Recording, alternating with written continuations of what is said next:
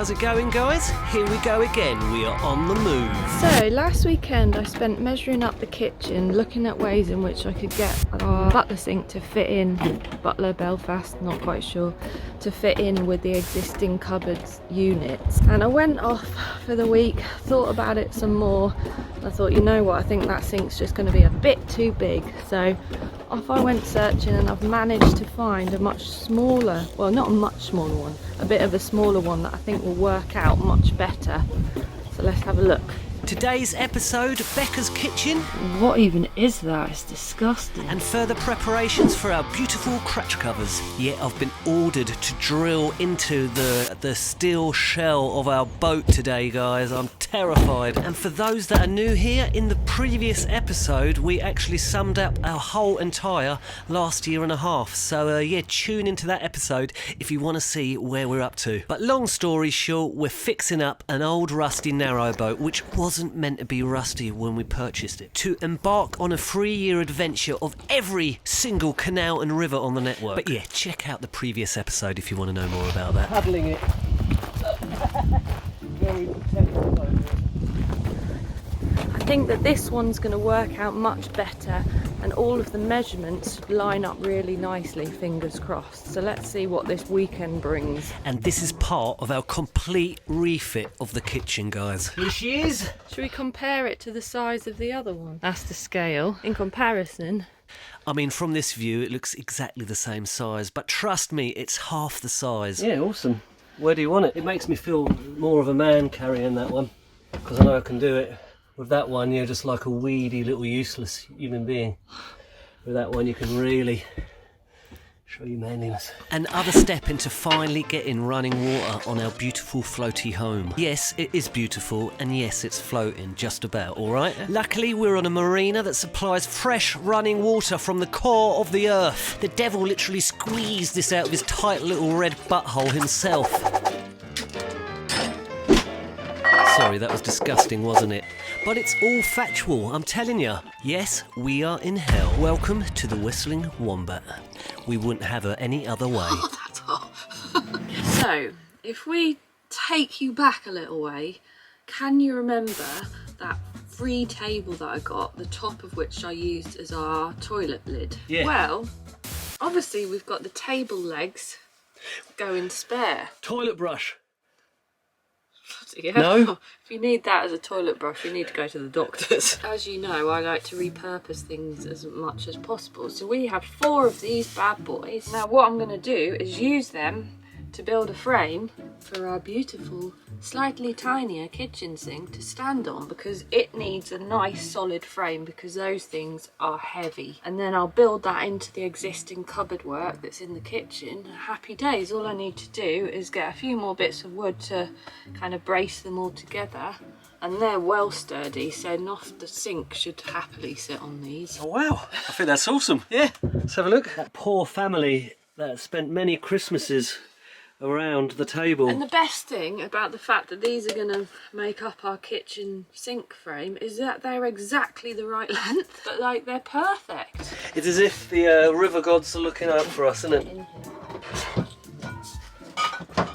So it's going to sort of stand there, one in each corner. I'm going to build the frame into this portion here, and then have the kind of existing cupboard doors at the front here.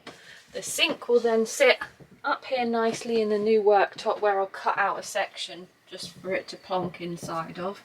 And then I'm going to make some draining runners on the wooden worktop, so it drains. When you wash your dishes, it all drains back into the sink.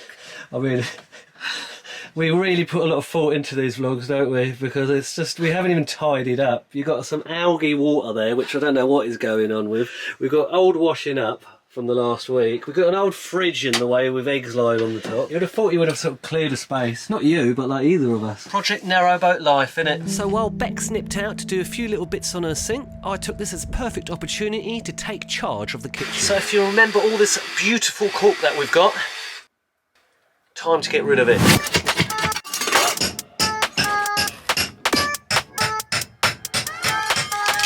Lovely. That's probably going to take about 2 hours to get off.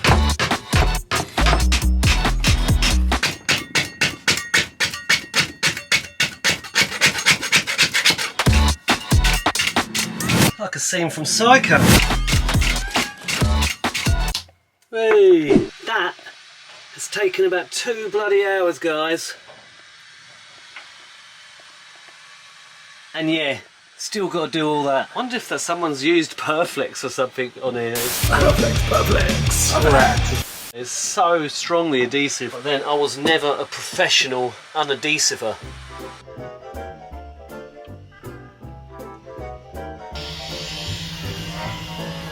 So my first job was to build a frame upon which the Belfast sink can sit, because these bad boys are super heavy. But then work stopped. An urgent need for metal knobbly things. The home of the Whopper to your left, Burger King.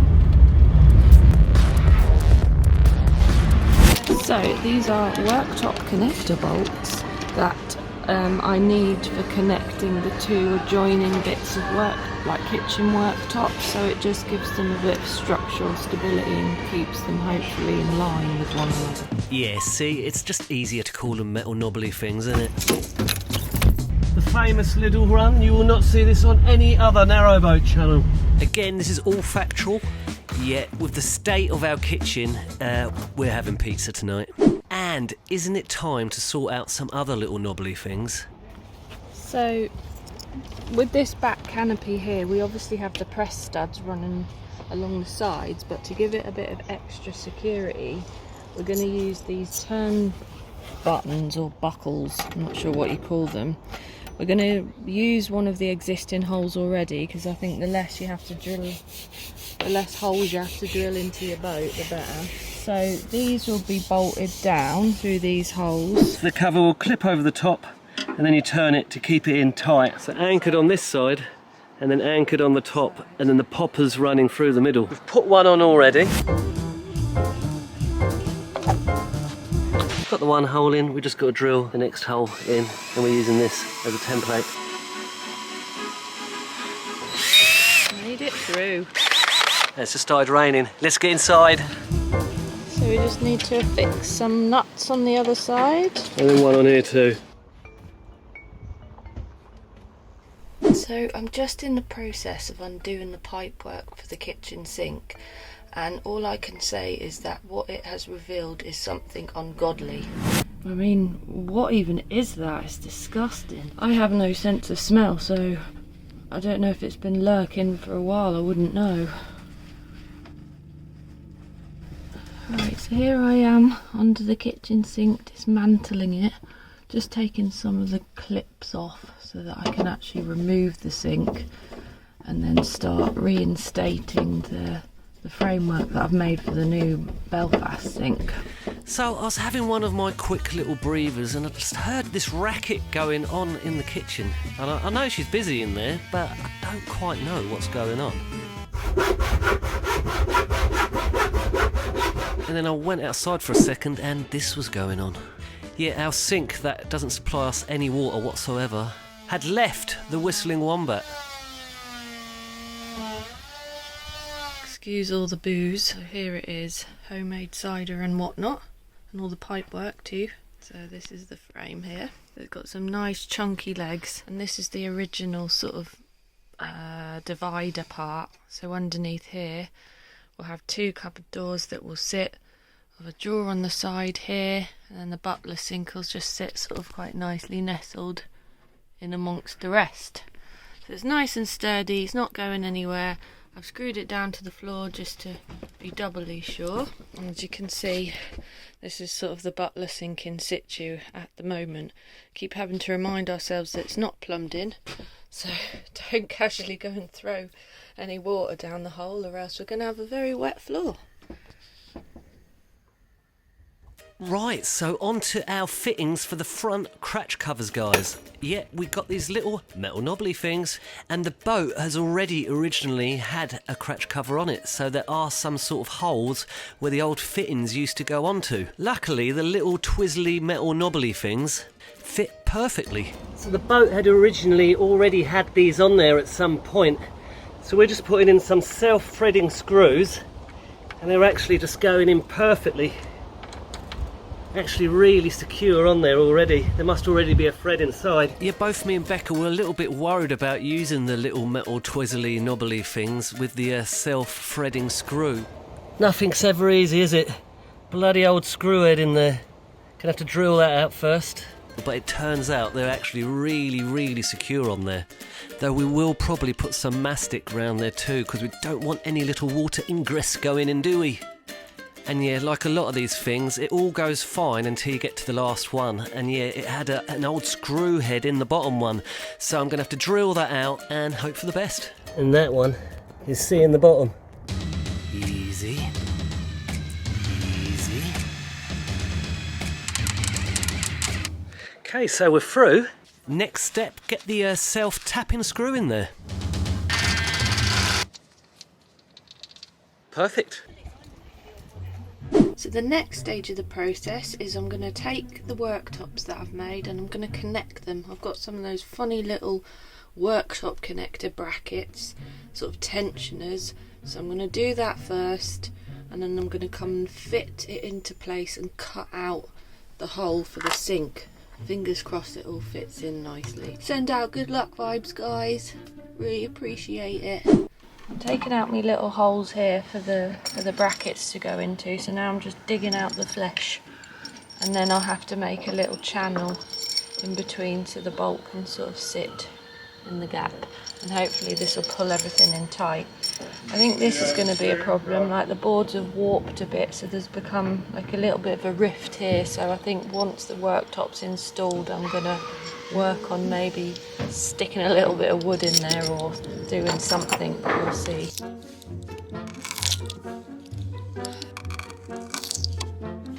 And they just need to be tightened up. Tightened up.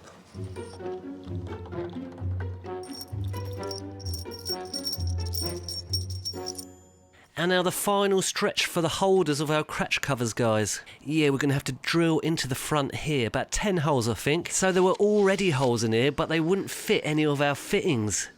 And this is the little fella that we're using on the front. They're these sort of clip-on ones, so a little bit different to the twizzly ones. So, time to load up. I'm going in for the kill.